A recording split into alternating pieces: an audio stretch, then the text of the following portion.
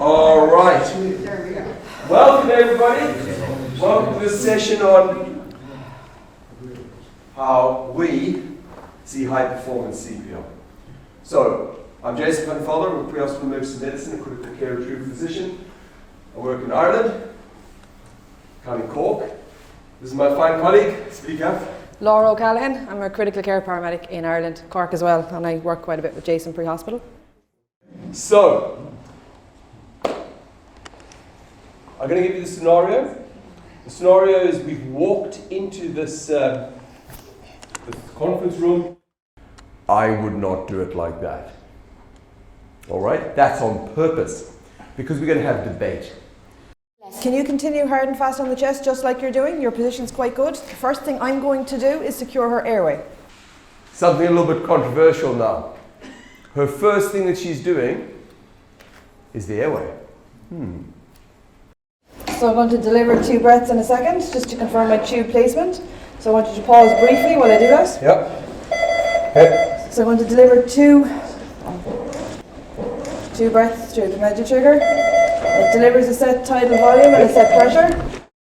So whatever we're doing, we are optimizing, pushing hard and fast on the chest. Okay. We are not pausing. Note that she has not at any time stopped. And I'm going to pop this into CCSV mode now. Okay? So the CCSV mode here, you're going to see if the rate is between 100 and 120, it's going to be green, so you need to slow your rate down a small bit. Sorry, too fast. Okay. And what we're looking for is negative and positive flow on the waveform as well. Okay? So that's... She is optimizing perfusion and oxygenation. So when your rate is correct, she's doing really good CPR. It's between 100 and 120.